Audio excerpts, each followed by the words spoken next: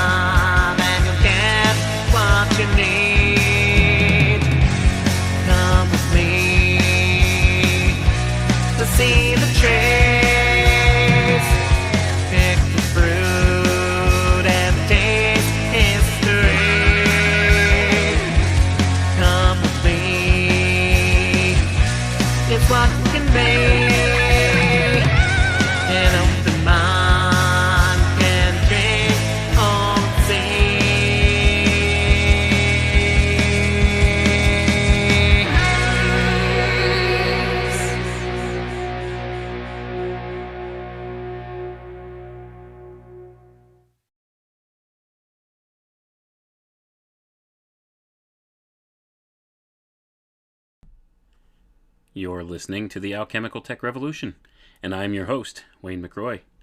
Good evening, everyone.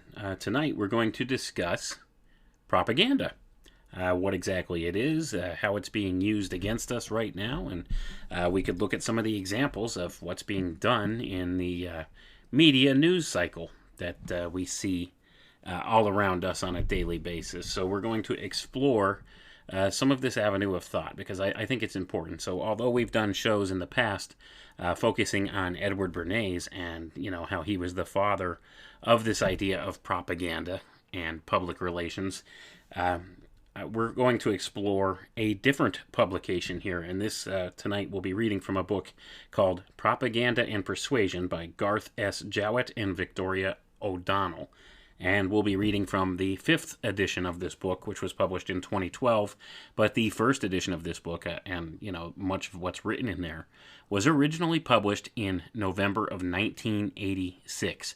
So this goes back a mighty long time now, folks. And we could understand by reading through this what it is we're looking at going on in the media today. All right? This should spell things out for people in no uncertain terms as to what the media is being used for today. And it most certainly is a propaganda arm of government, okay? That's what the media is doing. It's putting forward propaganda, which was perfectly legalized in 2012 through the NDAA, the National Defense Authorization Act, where Obama signed in an amendment to some previous law about not being able to use propaganda against American citizens. And, he redacted that kind of thing and made it perfectly legal and allowable for us to be propagandized by the news media. This has always been going on to some degree or another for as long as media has existed. But, in 2012, it really started kicking in high gear.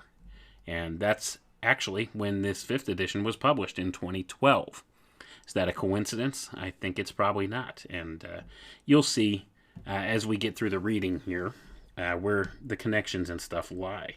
I think you'll be able to pick it out for yourself. I don't think I'll have to point too much of anything out because the text in and of itself is pretty plain as to what it is that can be accomplished through the use of propaganda and persuasion, as they say, which is, goes part and parcel with propaganda.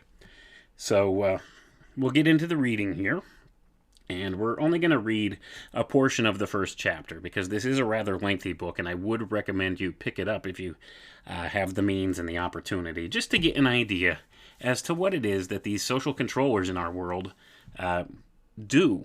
This is a volume that explains how a lot of these ideas work. So many of the social controllers would read something like this to get an idea as to an effective way to use propaganda, because it takes a look back at different historical accounts and things as well and explains exactly what's going on. So let's get right into the reading here, and I'll pause as I usually do and maybe point out a couple aspects of things and add my comments on it. But let's get into the reading, and we'll go right to chapter 1. I'm skipping all the introductory stuff and the introduction to part 1 and introduction to edition number 5, and they have all kinds of stuff in the beginning. But we'll go right to chapter 1 because that's where the meat of the matter really starts. So let's go right into the book here. Chapter 1. What is propaganda and how does it differ from persuasion? Propaganda is a form of communication that attempts to achieve a response that furthers the desired intent of the propagandist. Persuasion is interactive and attempts to satisfy the needs of both persuader and persuadee. A model of propaganda depicts how elements of informative and persuasive communication may be incorporated into propagandistic communication, thus distinguishing propaganda as a specific class of communication. References are made to past theories of rhetoric that indicate propaganda has had few systematic theoretical treatments prior to the 20th century. Public opinion and behavioral change can be affected by propaganda. And I'm going to pause there, folks. First things first here. It's pointing out the idea of rhetoric. Okay? Rhetoric is a precursor, what we would call one of the old alchemical ideas. This is a precursor of propaganda. Rhetoric is taught in much of the classic education, such as from the Trivium and Quadrivium, and these basic what they called in the past the liberal arts. Rhetoric was one of these, and it was something that was taught back in ancient Greece and ancient Rome, and even right up into the early 20th century. And after that, it kind of died out, where this classical education has gone away now. So we don't receive these kind of classical educations anymore like we did, talking about things like rhetoric, logic, and reason, and things of that nature. They don't teach that in schools anymore. But rhetoric is kind of a precursor to what would be latched onto by some of these social engineers and used to make propaganda. So that's an important thing people need to understand. The idea of propaganda is much older than the 20th century, but it only got branded as propaganda in the 20th century.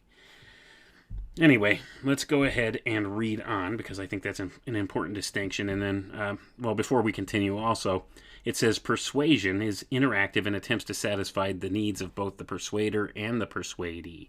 So it makes a distinction between propaganda and persuasion. So they use persuasion as a form of propaganda. Okay? So this would be coercion, so to say. This is one of the ways that they use coercion to shift people's behavior. It's a form of persuasion, which in turn is used as a form of propaganda. But anyway, let's continue reading here, because I don't want to get too hung up on some of my side notes here, because we'll see as we get through the text, there's a lot of important information packed in here. Propaganda has been studied as history, journalism, political science, sociology, and psychology, as well as from an interdisciplinary perspective. Going to pause there real quick, folks. When they're referring to an interdisciplinary perspective, that's called cybernetics. Just keep that in mind. Let's continue reading. To study propaganda as history is to examine the practices of propagandists as events and the subsequent events as possible effects of propaganda. To consider propaganda as journalism is to understand how news management, or spin, it says in quotation marks, shapes information, emphasizing positive features and downplaying negative ones, casting institutions in a favorable light. Gonna pause there, folks. That's media's job. Just so you understand, that's what news, or what they would call journalism, which, really does not really pass for what traditionally was considered journalism anymore. That's what the job is, okay? It's a propaganda wing. Journalists anymore, true journalism doesn't exist as it was once intended. It's all propaganda, folks, all of it. And that's what this is. They call it news management, okay? It's spin management is another term that they use for it. But anyway, let's get back to the reading. To examine propaganda in the light of political science is to analyze the ideologies of the practitioners and the dissemination and impact of public opinion. To approach propaganda as sociology is to look at social movements and the counter-propaganda that emerges in opposition. To investigate propaganda as psychology is to determine its effects on individuals. Propaganda is also viewed by some scholars as inherent thought and practice in mass culture. A more recent trend that draws on most of these allied fields is the study of propaganda as a purveyor of ideology, and to this end is largely a study of how dominant ideological meanings are constructed within the mass media. And it cites the source here being Burnett, 1989, pages 127 to 137. And I'm going to pause there, folks. That's an important idea, okay? It says a more recent trend is that the study of propaganda as a purveyor of ideology, and that's exactly what they have been using it for. All right? They are trying to change the behavior and the belief systems of the masses. They're using it as a source of ideology. And, this could be very much so a concerning thing when you put this type of a leveraging or a power in the hands of a select few people in a power structure. Well, we know what happens with that. They steer the masses to, accept whatever kind of a narrative they're promoting. So that's what's being done here. Let's continue reading, though. Ethnographic research is one way to determine whether the people on the receiving end accept or resist dominant ideological meanings. Going to pause there. You notice they use the term dominant okay? Because they want to dominate us. It's about full spectrum dominance. That's what they're using the media to achieve. They could use the media in a way where they want to steer the public opinion or the public consensus, and that's an important word they throw around a lot too, to accept certain ideas that promote different agendas that they're putting forward. So that's the case. That's what they're concerned with, the idea of dominance, okay? That's their primary concern here, and that's what they're using the media to establish for themselves. Anyway, let's continue reading. This book approaches the study of propaganda as a type of communication. Persuasion, another category of communication, is also examined. The terms propaganda and persuasion have been used interchangeably in the literature on propaganda, as well as in everyday speech. Propaganda employs persuasive strategies, but it differs from persuasion in purpose. A communication approach to the study of propaganda enables us to isolate its communicative variables to determine the relationship of message to context, to examine intentionality, to examine the responses and responsibilities of the audience, and to trace the development of propagandistic communication as a process. We believe there is a need to evaluate propaganda in a contemporary context, free from value-laden definitions. Our objectives are A, to provide a concise examination of propaganda and persuasion, and B, to examine the role of propaganda as an aspect of communication studies, and C, to analyze propaganda as part of social, religious, and political systems throughout history and contemporary times. Propaganda defined. Propaganda, in the most neutral sense, means to disseminate or promote particular ideas. In Latin, it means to propagate or to sow. I'm going to pause there, folks. This is hitting on an important archetype back from, the ancient mystery schools and from the Bible. You reap what you sow. So you see, they want to sow a particular idea or ideology, per se, into the masses. So they sow that into the masses so that they can reap what it is that they sow. See? It's an old alchemical concept, and they're hitting upon that here in this book. But let's continue reading. In 1622, the Vatican established the Sacra Congregatio de Propaganda Fide, meaning the sacred congregation for propagating the faith of the Roman Catholic Church. Because the propaganda of the Roman Catholic Church had as its intent spreading the faith to the New World, as well as opposing Protestantism, the word propaganda lost its neutrality, and subsequent usage has rendered the term pejorative. To identify a message as propaganda is to suggest something negative and dishonest. I'm going to pause there, folks. Let me read that statement again, okay? Because this is basically the connotation that we take away from the word propaganda. To identify a message as propaganda is to suggest something negative and dishonest. Let's continue reading. Words frequently used as synonyms, not synonyms. Words frequently used as synonyms for propaganda are lies, distortion, deceit, manipulation, mind control, psychological warfare, brainwashing, and palaver. Resistance to the word propaganda is illustrated by the following example.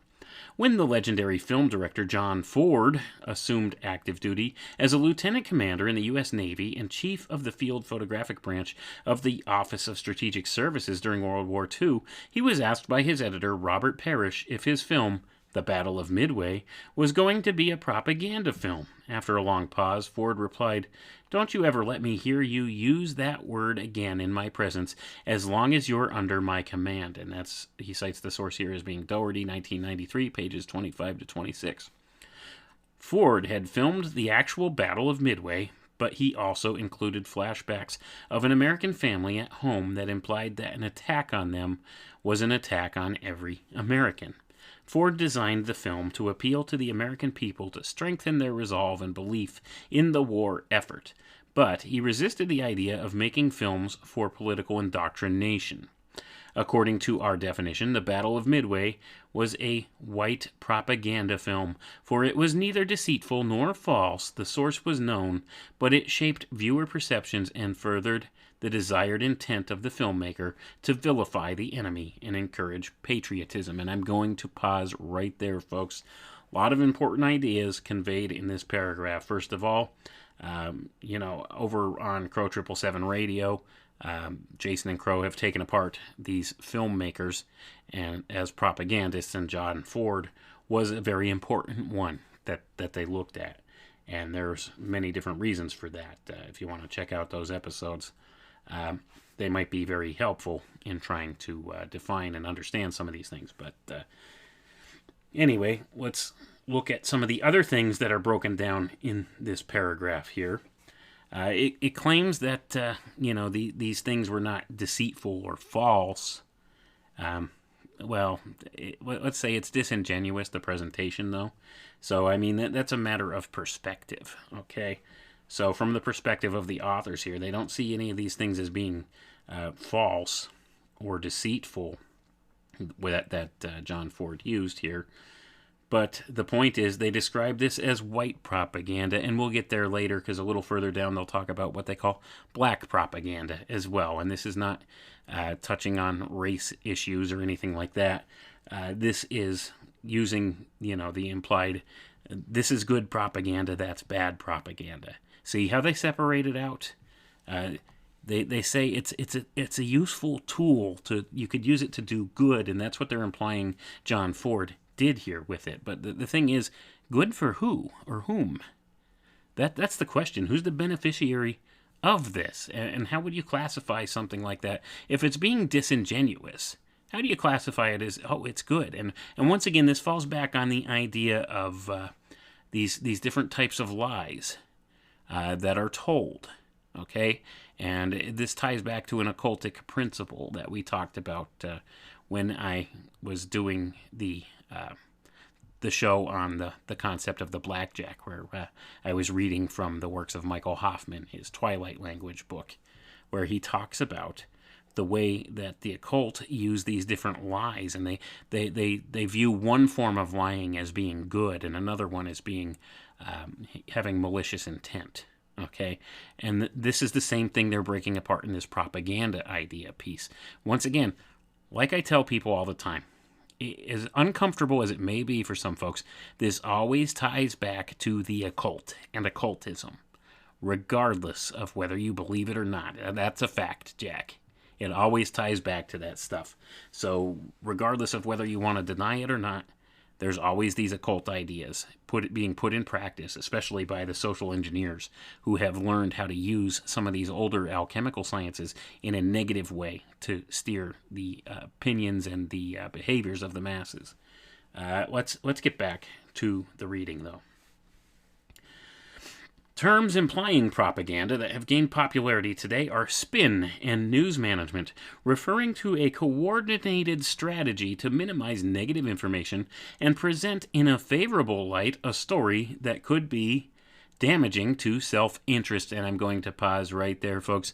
What's going on in the media today? Vaccine, vaccine, vaccine. COVID, COVID, COVID.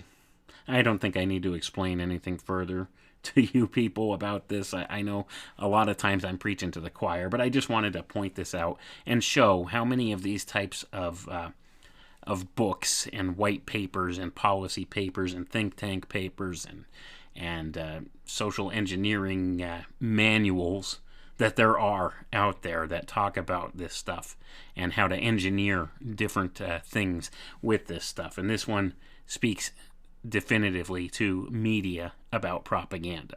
This is how it's done. It shows historical accounts of how this is done. These are the terms that are used, and there's different types of propaganda in this thing. And we'll get there. Let's continue reading, because like I said, this book is packed full of a lot of really useful information for anybody who's interested in learning more about how social engineering works. Okay? Excuse me, but let's get back to the reading. Spin is often used with reference to the manipulation of political information. Therefore, press secretaries and public relations officers are referred to as spin doctors when they attempt to launder the news. And then, once again, he cites sources. I'm just going to stop telling you the sources. If you want to really look up the sources that are cited in this book, you could pick up the book and read it and look into the sources. So I'm not going to waste any more time citing them. But it is a well-researched book. Let's put it that way. Let's continue reading, though. Besides being associated with unethical, harmful, and unfair tactics, propaganda is also commonly defined as organized persuasion. Persuasion differs from propaganda, as we will see later in this chapter, but the term is often used as a catch-all for suspicious rhetoric. Sproul references propaganda as organized mass persuasion with covert intent and poor or non-existent reasoning. Propaganda represents the work of large organizations or groups to win over the public for special interests through a massive orchestration of attractive conclusions packaged to conceal both their persuasive purpose and lack of sound supporting reasons. And I'm going to pause there, folks. What does that sound like? What does that sound like? I think all you got to do is turn on your television, and you'll see that playing out in front of your face. I'll read that again, because this is important. Let me read that sentence again. Propaganda represents the work of large organizations or groups to win over the public for special interests through a massive orchestration of attractive conclusions packaged to conceal both their persuasive purpose and lack of sound supporting reasons. Do you catch that? Turn on your TV, folks. That's what you see happening in front of your eyes. Let's continue reading, though.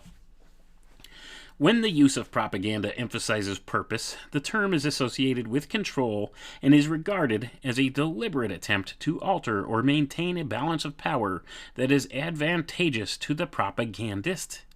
Deliberate attempt is usually linked with a clear institutional ideology and objective. The purpose of propaganda is to convey an ideology to an audience with a related objective. Whether it is a government agency attempting to instill a massive wave of patriotism in a national audience to support a war effort, a terrorist network enlisting followers in a jihad, a military leader trying to frighten the enemy by exaggerating the strength of its army, a corporation pursuing a credible image to maintain its legitimacy among its clientele, or a company seeking to malign a rival to deter competition for its product, a careful and predetermined plan of prefabricated symbol manipulation is used to communicate an objective to an audience. And I'm going to pause there, folks. Symbol manipulation, like I said earlier, always ties back to the occult. Okay? Whether you want to admit that or not, it always does. Always. Mark my words, always. It always has something to do with the occult. These things that they do. Let's continue reading. That objective endeavors to reinforce or modify the attitudes, the behavior, or both of an audience. Many scholars have grappled with a definition of the word propaganda. Jacques Ellul focused on propaganda as a technique itself, notably psychological manipulation, that, in technological societies, has certain identical results, whether it is used by communists or Nazis or Western democratic organizations. He regarded propaganda as sociological phenomena, not as something made or produced by people of intentions. Ellul contended that nearly all biased messages in society were propagandistic, even when the biases were unconscious. He also emphasized the potency and pervasiveness of propaganda. Because propaganda is instantaneous, he contended it destroys one's sense of history and disallows critical reflection. Yet Ellul believed that people need propaganda because we live in a mass society. Propaganda, he said, enables us to participate in important events, such as elections, celebrations, and memorials. Ellul said that truth does not separate propaganda from moral forms, because propaganda uses truth, half-truth, and limited truth. Leonard W. Dubé, who defined propaganda in 1948 as the attempt to affect the personalities and to control the behavior of individuals towards ends considered unscientific or of doubtful value in a society at a particular time, said in a 1989 essay that a clear-cut definition of propaganda is neither possible nor desirable. Doob rejected a contemporary definition of propaganda because of the complexity of the issues related to behavior in society and differences in times and cultures. And I'm going to pause there, folks. And what he's actually hitting on is a much older philosophical or occult principle, okay?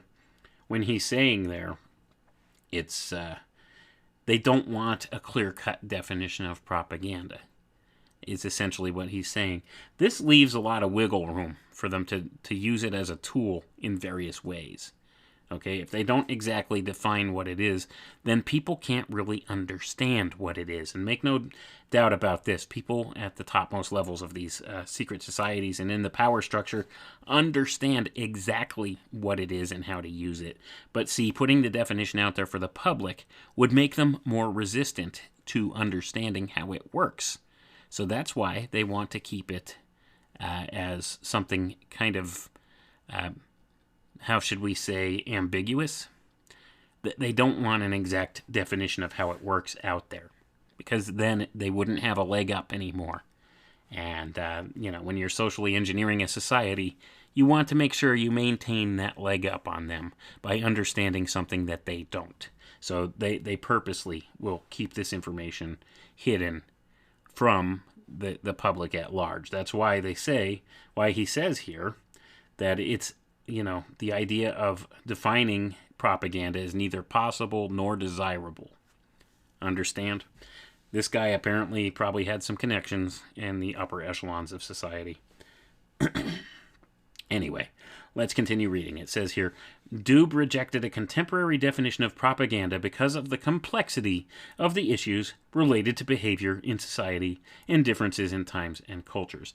And I'm going to pause there again. I don't think that was the case. I think he's just protecting his interests. But let's continue reading. Both Ellul and Doob have contributed seminal ideas to the study of propaganda, but we find Ellul's magnitude and Doob's resistance to definitions troublesome because we believe that to analyze propaganda, one needs to be able to identify it. A definition sets forth propaganda's characteristics and aids our recognition of it. Psychologists Anthony Pratkanis and Elliot Aronson in 2001 wrote a book about propaganda for the purpose of informing Americans about propaganda devices and psychological dynamics so that people will know how to counteract their effectiveness. They regarded propaganda as the abuse of persuasion and recognized that propaganda is more than clever deception. In a series of case studies, they illustrated propaganda tactics such as withholding vital information, invoking heuristic devices, using meaningless association, and other strategies of questionable ethics. They defined propaganda as mass suggestion or influence through the manipulation of symbols and the psychology of the individual, thus emphasizing verbal and nonverbal communication and audience appeals. Other scholars have emphasized the communicative qualities of propaganda. Leo Bogart, in his study of the U.S. Information Agency, focused on the propagandist as a sender of messages. Propaganda is an art requiring special talent. It is not mechanical, scientific work. Influencing attitudes requires experience, area knowledge, and instinctive judgment of what is the best argument for the audience. No manual can guide the propagandist. He must have a good mind, genius sensitivity, and knowledge of how that audience thinks and reacts. This quotation is from the original 6-volume classified study of the USIA done in 1954 that Bogart's work condenses. The study was released in abridged form in 1976, and the introduction to it was revised in 1995. Scholars have studied propaganda in specific institutions. Alex Carey regarded propaganda in the corporate world as communications where the form and content is selected with the single-minded purpose of bringing some target audience to adopt attitudes and beliefs chosen in advance by the sponsors of the communications. Noam Chomsky, in his introduction to Carey's collection of essays, said that Carey believed that the 20th century has been characterized by 3 developments of great political importance: the growth of democracy, the growth of corporate power, and the growth of corporate propaganda as a means of protecting corporate power against democracy. Carey said that commercial advertising and public relations are the forms of propaganda activity common to a democracy. It is arguable that the success of business propaganda is in persuading us for so long that we are free from propaganda is one of the most significant propaganda achievements of the 20th century. Gonna pause there. Do you catch the the irony in that statement, folks? It's true. It's true. We're being propagandized all the time, and we think we live in a free country, don't we? Let's continue reading, though, because like I said, there's a whole lot of important information in here. Sean J. Perry Giles, who studied the propaganda production of the Truman and Eisenhower Cold War operations, defined propaganda as conceived as strategically devised messages that are disseminated to masses of people by an institution for the purpose of generating action benefiting its source.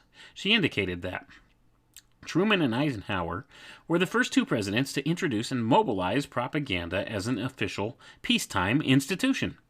In a war of words, propaganda acted as an integral component of the government's foreign policy operation.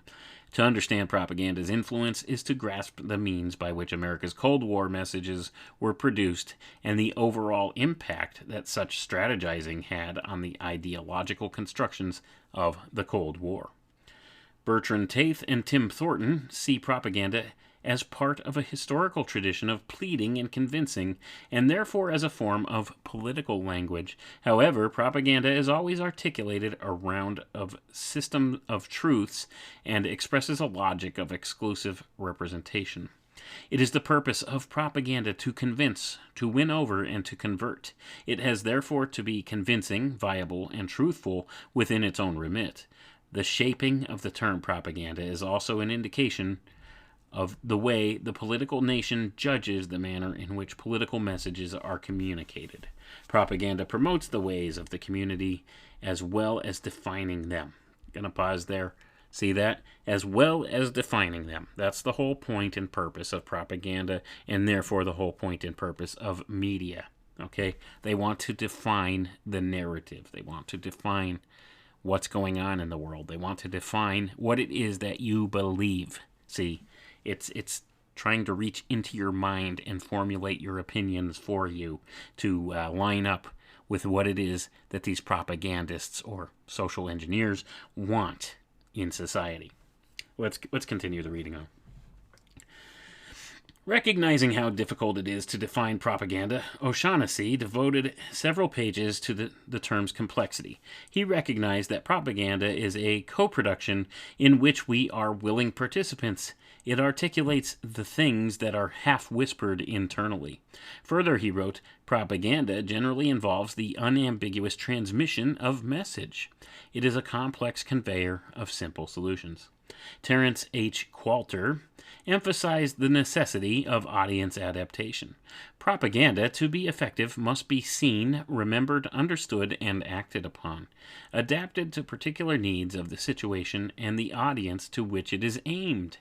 Influencing attitudes, anticipating audience reaction, adapting to the situation and audience, and being seen, remembered, understood, and acted on are important elements of the communicative process. And I'm going to pause right there, folks.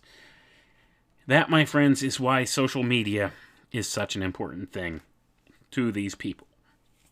Because computer algorithms help to figure out who their audience is, what their core belief systems are, and how to effectively target them with different propaganda and different strategies to steer their behaviors. See, this is where it gets, very tech heavy. And that Terence H. Qualter that we were just quoting from, he wrote that in 1962. So that being the case, things have only gotten much more technologically savvy since then, and they have the use now of these artificial intelligence algorithms that can help them to figure out how exactly to target specific types of audiences to adhere to what it is that they're pushing or promoting. So that's why the importance of social media right now as well, because this is being used as a propaganda tool, let's face it. Anyway, let's get back to the reading, though. Canis and Turner defined the function of propaganda as attempts to move a recipient to a predetermined point of view by using simple images and slogans that truncate thought by playing on prejudices and emotions. I'm going to pause there. Emotions, folks. What did we say many times in the past? They like to target emotional responses from people because if people have a critical response or a critical thinking type response, they're not really pushing their point across that they want. So they target people's more what you would call reptilian type brain, the emotional side, the basic needs. They hit on the lowest common denominator with things so that people will just instinctively react. See, it's a mechanism we have. It's a self-defense mechanism that's inherent in all of us and all through nature, through all animals. And that would be, you're hit with an emotional affrontation and you react without thinking about it. And that's the kind of idea that they leverage off of with this stuff. Anyway, let's continue reading, though. They separated propaganda from persuasion according to the type of deliberation used to design messages. Persuasion, they said, is based on debate, discussion, and careful consideration of options to discover better solutions for complex problems. Whereas propaganda results in the manipulation of the mob by the elite. Gonna pause there, folks. Did you hear that? Listen to that sentence again. I think that says it all. All the intention and everything's right there. Let me read that again. Quote, propaganda results in the manipulation of the mob by the elite. End quote. Let's continue reading. These definitions vary from the general to the specific, sometimes including value judgments, sometimes folding propaganda into persuasion, but nearly always recognizing propaganda as a form of communication. Jowett and O'Donnell's definition of propaganda. I'm going to pause there. Those are the two authors of this book, folks. And up until this point, they've been quoting from other of these past social engineers and propagandists and putting together their reasons and their arguments for or against propaganda and how it lines up, with persuasion and defining the differences between the both. But let's hear what the author's own definition of propaganda is here. Let's read. We seek to understand and analyze propaganda by identifying its characteristics and to place it within communication studies to examine the qualities of context, sender, intent, message, channel, audience, and response. Furthermore, we want to clarify as much as possible the distinction between propaganda and persuasion by examining propaganda as a subcategory of persuasion as well as information. Our definition of propaganda focuses on the communication process, most specifically on the purpose of the process. Propaganda is the deliberate, systematic attempt to shape perceptions, manipulate cognitions, and direct behavior to achieve a response that furthers the desired intent of the propagandist. Let's examine the words of definition to see what is precisely meant. And I'm going to pause there for a moment, folks. Let me read their definition again. This is what their definition is of propaganda. And I quote, propaganda is the deliberate, systematic attempt to shape perceptions, manipulate cognitions, and direct behavior to achieve a response that furthers the desired intent of the propagandist. End quote. All right.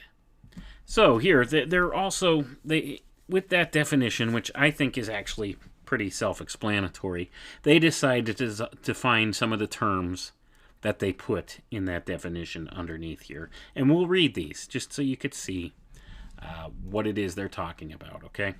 So first, they have the word deliberate. Deliberate is a strong word meaning willful, intentional, and premeditated. And first and foremost, I'm going to pause there, folks. First and foremost, you'll notice that they define deliberate, and they say it's a strong word and that it means the first thing out of their mouth that they say here is willful. Will. It's an occult principle, once again. Like I said, all this stuff always ties back to the occult, whether you want to admit it or not. It's there. All right? There's a reason that they use the word willful first in defining deliberate here. But let's start that again, and we'll read that again, and then we'll just continue on with the reading. Deliberate is a strong word, meaning willful, intentional, and premeditated. It implies a sense of careful considerations of all possibilities. We use it because propaganda is carefully thought out ahead of time to select what will be the most effective strategy to promote an ideology and maintain an advantageous position. The next term they do here is systematic. Systematic complements deliberate because it means precise and methodical, carrying out something with organized regularity. Governments and corporations establish departments or agencies specifically to create systematic propaganda. I'm going to read that again, folks. Governments and corporations establish departments or agencies specifically to create systematic propaganda. Although the general public is more aware of propaganda agencies during wartime, such agencies exist all the time, for they are essential. For example, you will see in the case study, Big Pharma, Marketing Disease and Drugs, in Chapter 7, pharmaceutical companies wage massive advertising campaigns and engage in questionable practices. Advertising campaigns, as discussed in Chapter 3, are forms of systematic propaganda. Did you catch that, folks? Pharmaceutical companies wage massive advertising campaigns and engage in questionable practices. What do we see on the TV today, folks? Turn on your television. That's all you see all over the TV is this going on. Let's continue reading, though. Political advertising campaigns, often very negative, are systematic before elections. They are expensive to produce for airtime. Consequently, creative use of digital technologies have been used. In 2010, Sean Clegg, campaign manager of Level the Playing Field 2010, developed inexpensive ads for the web with a nasty caricature of Meg Whitman, the leading Republican candidate for governor of California. Standing in front of a jet airplane, her lips peeled back from thick gums, saying, "California, let me take you for a ride." Carly Fiorina, a Republican running for the California State Senate, released a web video portraying her opponent as a demon sheep. Her campaign followed up with another video depicting United States Senator Barbara Boxer, the Democratic incumbent, as a crazed blimp floating across the country. Shown on YouTube and Facebook, this new genre of unconventional, low-cost ads have been big web hits. Gonna pause right there, folks. Like I said, this here is hitting on the importance of social media, which was just really becoming a thing around the writing of the 5th edition of this book when they were adding this in. So, you could see how it's taken off in a big way, and it's being used in many different ways. Excuse me. Let's continue reading, though. Attempt. They define the term attempt here. The goal of propaganda is to attempt or to try to create a certain state in a certain audience. Thus, propaganda is an attempt at directive communication with an objective that has been established a priori. The desired state may be perceptual, cognitive, behavioral, or all three. Each one of these is described with examples as followed. First, shaping perceptions. Shaping perceptions is usually attempted through language and images, which is why slogans, posters, symbols, and even architectural structures are developed during wartime. How we perceive is based on complex psychological, philosophical, and practical habitual thought patterns that we carry over from past experiences. Perception is the process of extracting information from the world outside us, as well as from within ourselves. Each individual has a perceptual field that is unique to that person and formed by the influences of values, roles, group norms, and self-image. Each of these factors colors the ways a person perceives.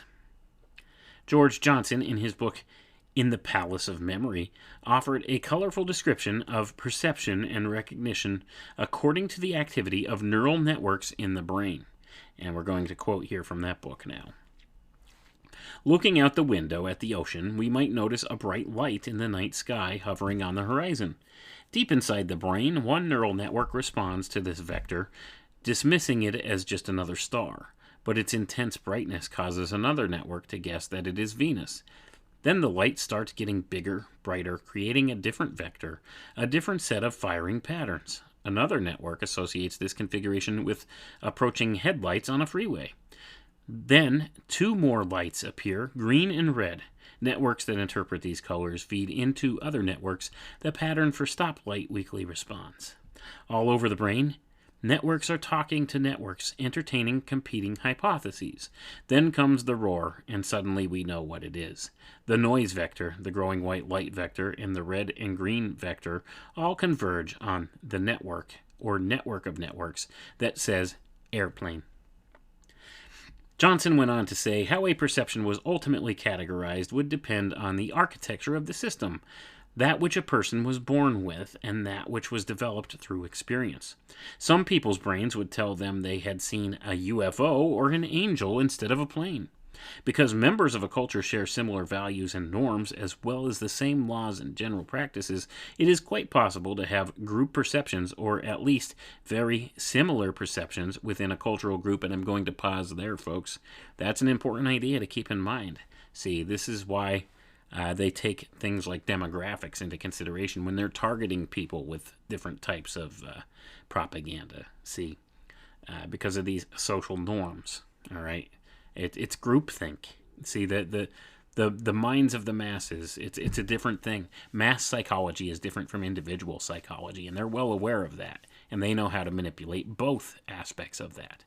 So that's how we could say something like this. A person is smart. People are dumb.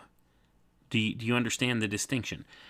Because when you put people in a massive group, groupthink takes over a lot of times.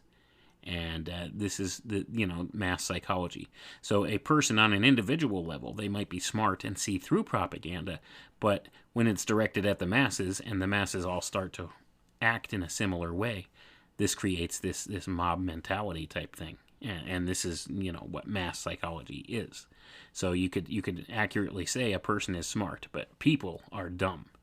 And you would be 100% correct in that assessment. And this is how the social engineers view it. Okay, but let's continue on here. Our language is based on a vast web of associations that enables us to interpret, judge, and conceptualize our perceptions. Propagandists understand that our constructed meanings are related to both our past understanding of language and images and the culture and context in which they appear. Perception is dependent on our attitudes towards issues and our feelings about them. For example, legislation designed to increase timber thinning in national forests was labeled a Healthy Forests Initiative.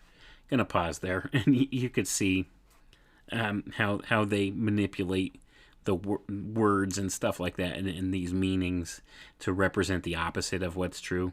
Do you see that? Because they're talking about thinning national forests, but at the same token, they label it as a healthy forests initiative. So they're cutting down trees, but they're saying, this is for healthy forests.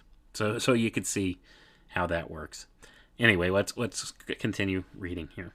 Environmental groups protested the legislation on the grounds that it was unhealthy to cut down healthy trees and harm wildlife. Michael Garrity, executive director of the Alliance for the Wild Rockies, revealed that the U.S. Forest Service will make about $312,000 by cutting 4.5 million board feet of timber in southern Montana's Gallatin National Forest alone. Gallatin National Forest thinning plan moves ahead, 2005. What is healthy depends on our associations. An Associated Press article titled "Doublespeak, a Lingo in Nation's Capital is Important as Issues" offered several examples of language that evades responsibility and accountability. A government report on hunger in America referred to food insecurity rather than hunger. Descriptions of suicide by war captives labeled them as self-injurious behavior incidents, and interrogations as debriefings. When the sky became dark and dirty with smog during the first few days of the Beijing Olympics in August 2008, in a Los Angeles Times article, it was officially called haze. Gonna pause there. So do you see how disingenuous a lot of this is, how they use different terms and they try to portray something that's negative in a positive light? That's the whole purpose of propaganda, folks. It's to make it acceptable. by calling it the opposite of what it really is in many cases. So let's continue reading here. Operation Desert Shield was changed to Operation Desert Storm when U.S. forces invaded Iraq in January 1991. Changing Shield to Storm enabled people to alter their perception of the U.S. military operation from protective armies to raging forces. The second invasion of Iraq in March 2003 failed to achieve a successful slogan. Shock and awe was tried, but it only lasted for 1 week. Frank Rich, editorialist for the New York Times, said that the television images from the Arab network Al Jazeera that depicted American soldiers who had been killed or taken prisoner by Iraqi forces contradicted the slogan. For the first time, we could smell blood, American blood, and while that was shocking, it was far from awesome. President George W. Bush began to use the phrase, the war on terror, shortly after the attack on the World Trade Center on September 11, 2001, and continuing through his re-election campaign in 2004. Gilles Kepel, in The War for Muslim Minds, Islam in the West, said, the phrase was engineered to heighten fear while simultaneously tapping the righteous indignation of citizens in civilized nations against barbaric murderers who would perpetrate despicable atrocities on innocent victims. President Bush, however, made a serious gaffe when, in an impromptu remarks, he described America's goal to annihilate al-Qaeda's Taliban hosts in Afghanistan as a crusade. In the Muslim world, crusade represented medieval European Christianity's crusades against Islam. There was an uproar over the religious connotations of the word, which suggested that Bush wanted to conquer Islam.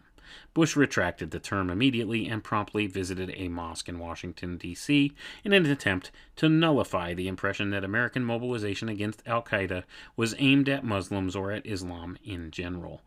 Osama bin Laden, however, was quick to pick up the term and use it in his al-Qaeda propaganda messages denouncing American crusaders. And I'm going to pause there, folks. I would argue, I don't think that, that was something that George Bush said accidentally. I think, it was put in his speech for a reason, and this is exactly why. So that they could keep this narrative alive and, this political football going back and forth, and they could use it as fuel on the fire, so to say, here. See, in retrospect, looking back on this, I'm almost positive that was not an accidental slip of the tongue from George Bush. These kind of things don't wind up in political speeches by accident. Understand? I'm very surprised the authors gave this a pass, but that also shows their intent, doesn't it? But let's continue reading here. Perceptions are also shaped by visual symbols. During the Iraq and Afghanistan wars, symbolic yellow ribbons have been put on trees, fences, buildings, automobiles, and jewelry to indicate support of the U.S. military. The ritual of tying yellow ribbons can be traced back to the American Civil War, when women wore yellow ribbons for their loved ones who were away at war. The 1949 John Wayne film, She Wore a Yellow Ribbon, reflects the theme of remembering someone who is away. For television messages about progress in the Second Iraqi War, a designer who had worked for Hollywood film and television studios built a $250,000 set for General Tommy Franks' briefings in Qatar. To signify identification and status as Commander-in-Chief of the Armed Forces, President Bush wore combat clothing when he visited troops on the aircraft carrier USS Abraham Lincoln on Thanksgiving Day 2003. And President Obama wore a bomber jacket when he spoke to the troops at Bagram Air Base in Kabul on March 28, 2010. As we have seen, digital technology enables images to be sent to television, newspapers, and the internet instantly. Photographs are easily doctored, making it difficult to tell what is real and what is not. A video of a man and his 12-year-old son, Mohammed Al-Dura, cowered behind a concrete structure in the Gaza Strip while Israeli soldiers and Palestinian fighters engaged in gun battle, was widely circulated in September 2000. The boy appeared to be killed and the father wounded in the crossfire. A clip of the boy's death was widely circulated on television worldwide, and stills appeared on the front pages of newspapers. This visual became a symbol of continuing atrocities for the Palestinian Intifada, causing riots to break out in the West Bank and violent outbreaks against Jews, not only in Israel but also elsewhere around the world. According to an article in Reader's Digest, Seeing Isn't Believing, 2004, there were many indications that the video was staged. Gonna pause there, folks. The video was staged. What do you think? They do this stuff all the time. See, if it's on the TV, chances are it's not true. Okay, let's put it that way. Just the way that mass media has been, it's, I'll tell you, it's a manipulation, all of it. So this is just pointing out the obvious there, and we've seen so many examples of this, haven't we? Let's continue reading. As the dangerous eating disorder anorexia nervosa reaches epidemic proportions among young girls and women, hundreds of pro-anorexia websites keep appearing on the internet. These websites, which appear to be put up by young anorexic females and friends, offer advice on dieting tips for drastic weight loss, strategies to trick parents into believing that their daughters are eating, and praise on behalf of extreme thinness. Visual propaganda on these pro-Anna, anorexia is personified as my friend Anna, websites features photographs of famous models and movie stars that have been altered to make them appear even thinner than they actually are. Photographs of extremely obese women are also shown to trigger extreme fasting. Excuse me. There's nothing new about propagandists exploiting the media to get their visual messages across. For historical propagandists did so as well to shape perceptions. In 1914, Mary Richardson went into the National Gallery in London and slashed a painting. The Rokeby Venus, a 1650 masterpiece by Diego Velázquez. At her trial, she said her motive had been to draw attention to the treatment of the suffragette leader Emily Pankhurst, who was on a hunger strike in prison. Toby Clark, 1997, said, "The attack on the painting would have been partly understood as an extension of the suffragettes' tactic of smashing department store windows, which assaulted feminized spaces of consumerism like a parodic inversion of shopping. By moving the battle to the nation's foremost art museum, Richardson brought the values of the state's guardians of culture into the line of fire, and by choosing a famous picture of a nude woman, she targeted the point of intersection between institutional power and the representation of femininity. Richardson had not destroyed the picture, but altered it, making a new image, the slashed Venus, which was widely reproduced in photographs in the national press, as Richardson had surely anticipated. Though the newspaper's response was hostile, demonizing Slasher Mary as a monstrous hysteric, Richardson had succeeded in using the mass media to disseminate her picture of a wounded heroine, in effect a metaphorical portrait of the martyred Pankhurst and the suffering of women in general. As perceptions are shaped, cognitions may be manipulated. One way that beliefs are formed is through the person's trust in his or her own senses. Certainly, an attitude is a cognitive or affective reaction to an idea or object based on one's perceptions.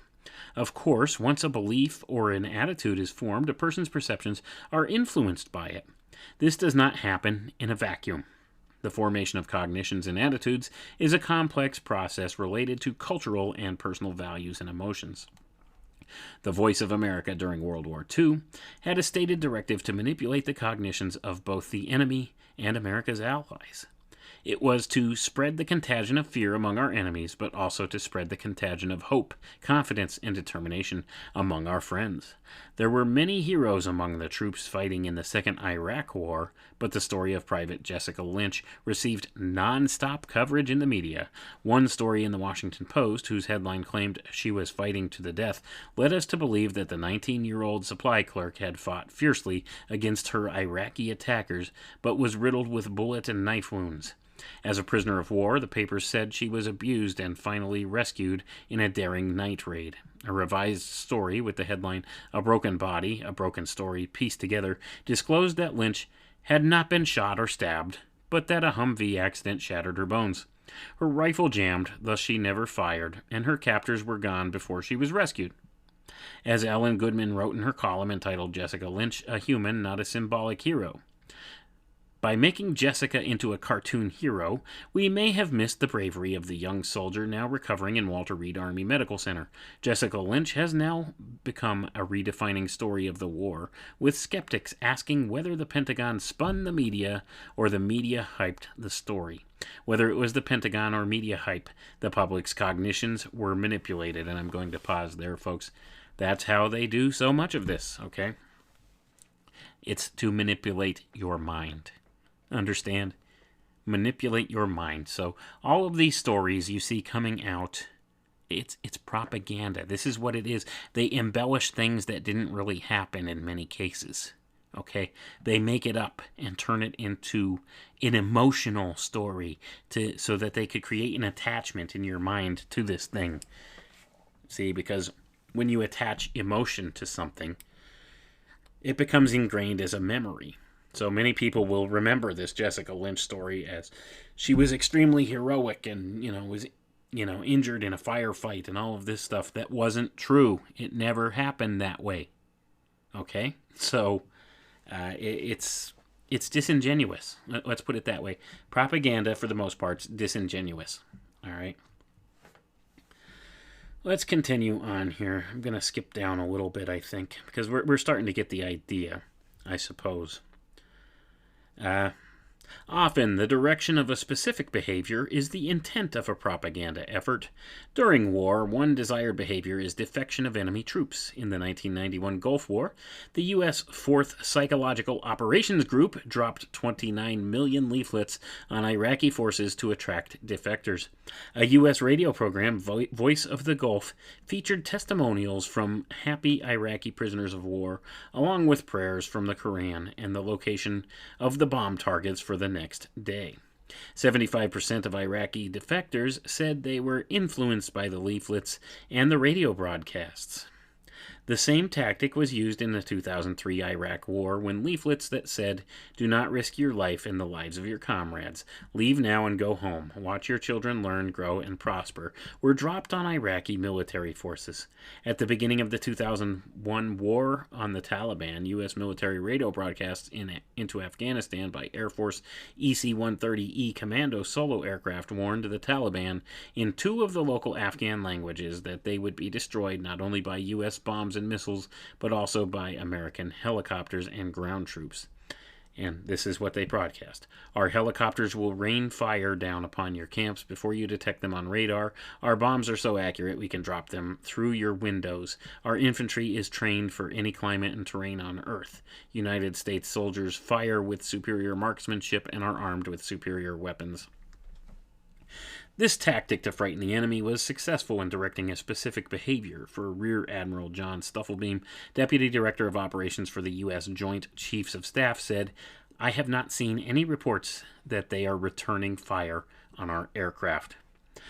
Beliefs, attitudes, and behaviors are desirable end states for propagandist purposes and determine the formation of a propaganda message, campaign, or both. Because so many factors determine the formation of beliefs, attitudes, and behaviors, the propagandist has to gather a great deal of information about the intended audience. And I'm going to pause right there, folks. Big data is king, and this is exactly why. The more data they have on you, the better they can propagandize you towards whatever it is that they're looking to propagandize you towards. Understand? It says here, achieve a response. To continue with the definition, propaganda seeks to achieve a response, a specific reaction or action from an audience that furthers the desired intent of the propagandist. These last words are the key to the definition of propaganda for the one who benefits from the audience's response, if the response is the desired one, is the propagandist and not necessarily the members of the audience. I'm going to pause there, folks. That statement says everything we need to know, doesn't it? Let's continue, though. People in the audience may think the propagandist has their interest at heart, but in fact, the propagandist's motives are selfish ones. Selfish motives are not necessarily negative, and judgment depends on which ideology one supports. For example, people who listened to the Voice of America broadcasts behind the Iron Curtain during the Cold War found satisfaction for their hunger for information, and thus it appeared that VOA had altruistic motives. The information they received from VOA however, was ideologically injected to shape positive perceptions about the United States and its allies and to manipulate attitudes toward democracy, capitalism, and freedom. Most Americans would not regard these practices as negative, but the communist government officials did. Later in the chapter, in the section on sub-propaganda, we give examples of seemingly altruistic communication that was deliberately designed to facilitate acceptance of an ideology. But I'm going to pause there, folks. It's still disingenuous at its core. Okay? Whether the people that are propagandizing you think they're doing the right thing or not is immaterial. It's not right. It's the willful manipulation of somebody else's free will. That's what's going on. And, you know, I do agree with the authors here. Persuasion, something a little bit different. Like, you could use persuasion without propagandizing somebody. You could, you know, present your point of view without using disingenuous methods the way they do for propaganda and trying to, you know, manipulate people's minds, so to say. Anyway, let's skip down a little bit here. We get the idea. Okay, here, this is kind of an important point here. Okay. The vast search engine Google had been a presence in China, abiding by government censorship policies until March 22nd, 2010, thus revealing to the world that China had demanded that Google censor web content such as the pro-democracy movement, persecution, the 1989 crackdown on students in Tiananmen Square, the banned spiritual sect Falun Gong, and Tibetan independence. In negotiations, Google executives asked to operate as an uncensored search engine in China, and they were rejected. Google moved its operations to Hong Kong, where its mainland users were blocked by government when searches involved forbidden subjects. Hong Kong users could still see uncensored results. A shocking form of Chinese suppression of information occurred when Liu Zibao, a Chinese advocate for democracy, was awarded the 2010 Nobel Peace Prize. Nothing about it appeared in Chinese language state media or on the country's internet portals. CNN broadcasts that reach only luxury compounds and hotels in China were blacked out. Mobile phone users could not transmit text messages containing his name. The Chinese government cut off the telephone and internet communication of Liu's wife while warning her not to contact friends or media. After she visited her husband in prison, she was placed under house arrest. It was inevitable that the news about the award would become public, so the Chinese government's official statement called it blasphemy. Gonna pause there, folks. Do you see how dangerous this can be? Especially when it's a select few people at the very top that are controlling what's allowable and what's not and what information gets out. When you consider that there's only 6 corporations, and it's probably less than that now, but 6 corporations control over 95% of all media in the world. So, you know, there's a very small number of people that control what gets out and what doesn't. And that's a perfect example of that. Let's see. What else do we have here? Propaganda itself, as a form of communication, is influenced by the technological devices for sending messages that are available in a given time. As technology advances, propagandists have more sophisticated tools at their service. ABC Nightline reported in December 1991 the first recorded use of a fax machine for propaganda purposes. Leaflets describing how to prepare for a chemical warfare assault, presumably sent by the Hussein propagandists, came through thousands of Kuwaiti fax machines. The internet and satellites are major propaganda outlets for Al-Qaeda, which reaches its followers in 68 countries. New technologies have also been a boon to protesters, resulting in cyber duels between autocratic governments and dissidents. According to Navtej Dhillon, an analyst with the Brookings Institute, the internet has certainly broken 30 years of state control over what is seen and is unseen, what is visible versus invisible. Young people have increasingly used the internet to mobilize politically. Text messaging was used to rally supporters in a popular political uprising in Ukraine in 2004. Protesters in Moldova used text messaging, Facebook, and Twitter to rally supporters to protest against communist leadership in 2009. Text messages threatened activists in Belarus in 2006. When Myanmar sought to silence demonstrators in 2007, it switched off the country's internet for 6 weeks. China's government has tried hard over the years to obliterate the memory of the huge student-led protest in Tiananmen Square that captivated the world on June 4th, 1989. China blocked sites like YouTube to coincide with the 20th anniversary of the Tiananmen Square massacre. Chen Guang, who was 17 in 1989, had been a soldier who was told to fire on the students. 20 years later, he made a painting of the event. When Chinese galleries refused to exhibit his painting, he posted it on the internet, but it was removed within hours. In Iran, the day after the election of Mahmoud Ahmadinejad was announced on June 12, 2009, supporters of candidate Mir Hossein Mousavi contested the election, questioning its legitimacy. Gonna pause there. What does that sound like, folks? Anyway, let's continue reading here. You see how it's the same things over and over and over again. In the streets of Tehran, thousands of people marched into a blockade of Basij militiamen armed with tear gas, water cannons, and clubs. Heavy media censorship made it impossible to see what happened. BBC and Newsweek journalists were ousted, and remaining foreign journalists were warned not to go to the demonstrations. Iran TV broadcast pro-Ahmadinejad demonstrations. Some protesters were arrested, but others used cell phone cameras to provide images of brutal police tactics on social networking sites, including Twitter. Well, text messages described what was happening. The government shut down several websites, including Twitter and Facebook, and cell phone services. A cell phone video of the shooting of Nida Aga Sultan, a bystander, was emailed to the Voice of America and British newspapers. It then spread to Facebook and CNN. According to several current and former U.S. and European security officials, the Iranian government cannot block out the opposition, even though it has tried various stratagems to control cyberspace and cell phone traffic.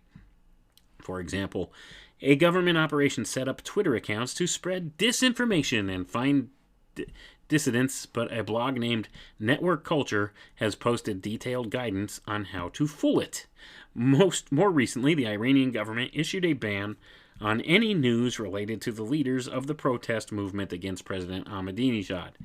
The editors of all domestic newspapers and news agencies in Iran have been ordered to refrain from publishing the names, photographs, and statements of the defeated presidential candidates Mousavi and Mehdi Karoubi, as well as former President Mahmoud Khatami, because of probable negative influence. And I'm going to pause there, folks.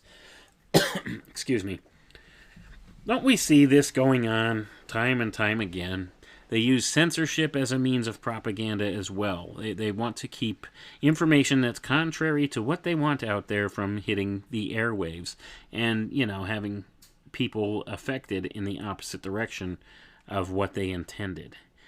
So, with that being said, we could see how these things have gone on. Let's continue reading here, and we're going to wrap it up here real soon because I think we kind of get the idea, don't we? Let's continue reading, though. The study of contemporary propaganda in both oppressed and free societies is a complex endeavor. We acknowledge that one's perception of a form of communication determines what is self-evident and what is controversial. One person's propaganda may be another person's education. In our definition, the elements of deliberate intent and manipulation, along with a systematic plan to achieve a purpose that is advantageous to the propagandist, however, distinguish propaganda from a free and open exchange of ideas. And I'm going to end it right there, folks. Do you hear that? Propaganda, it's not the exchange of free and open ideas.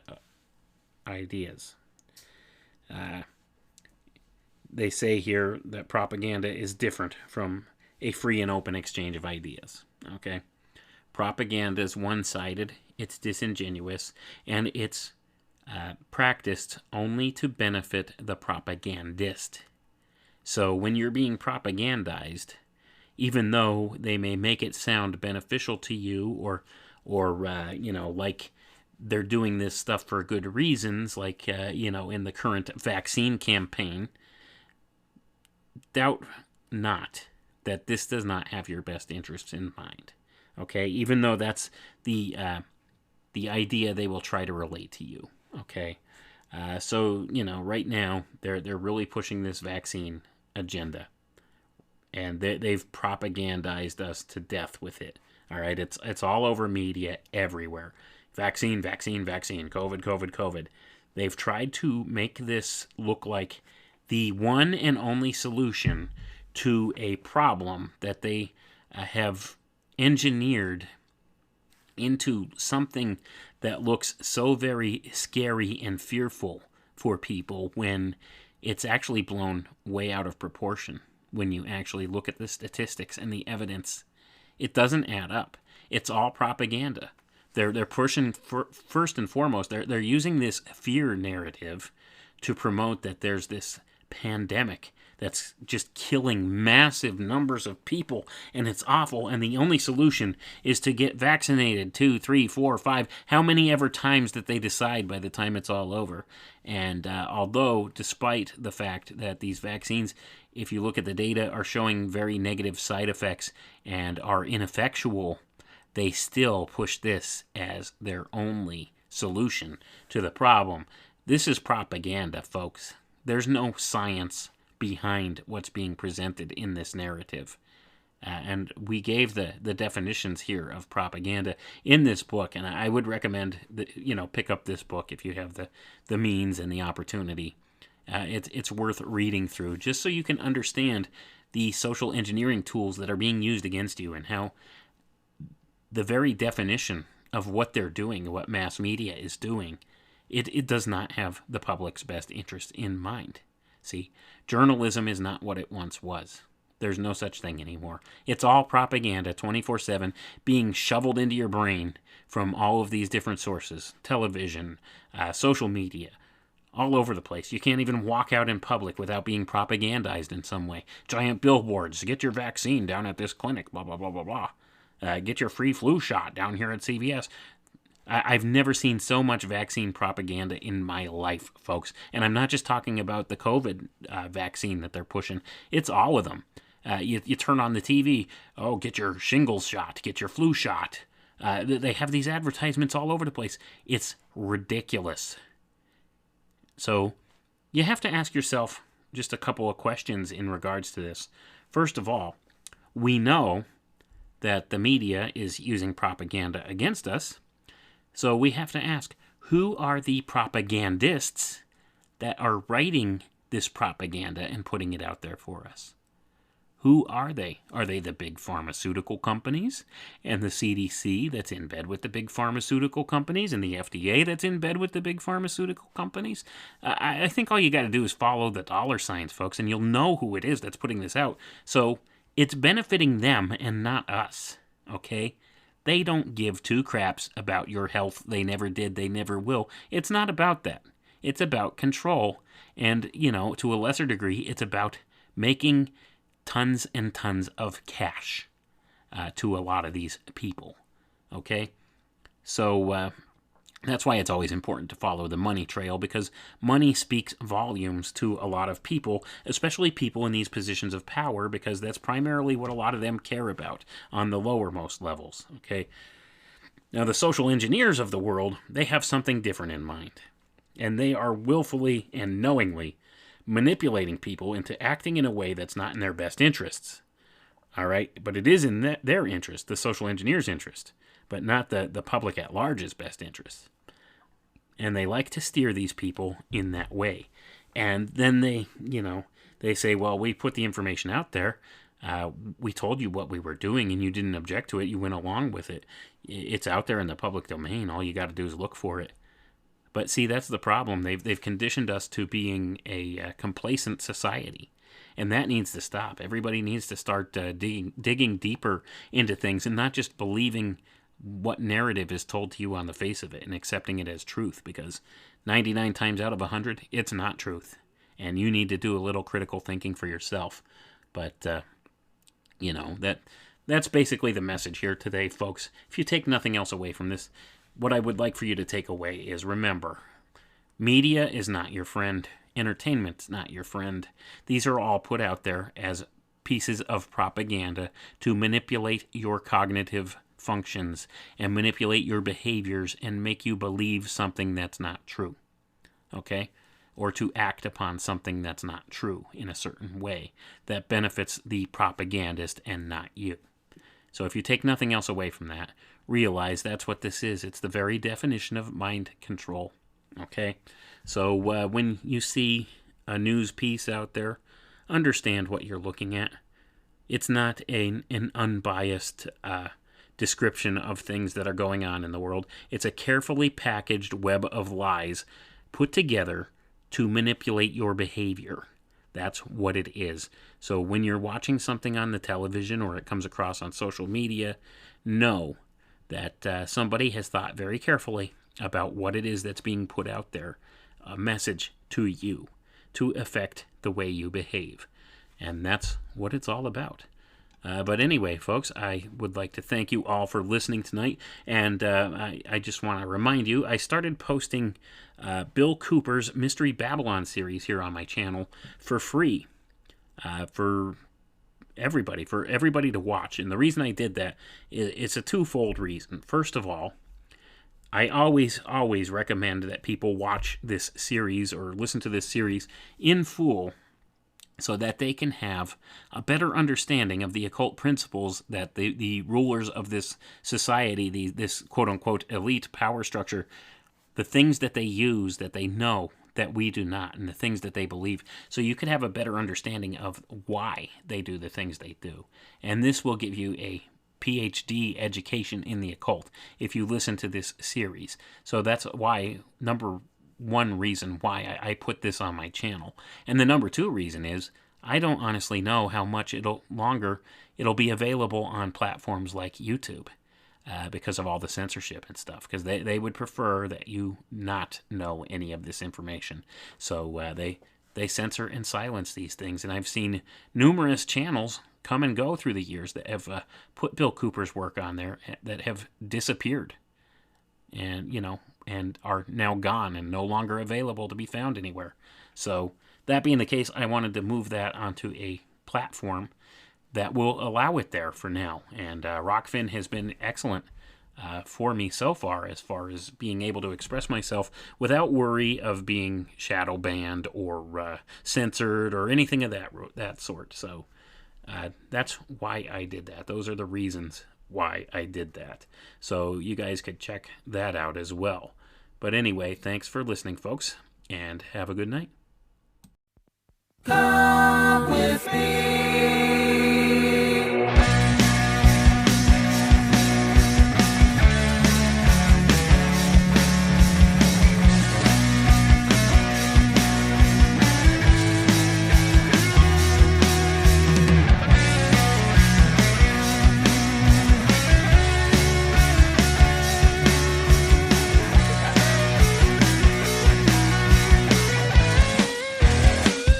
Got something to say.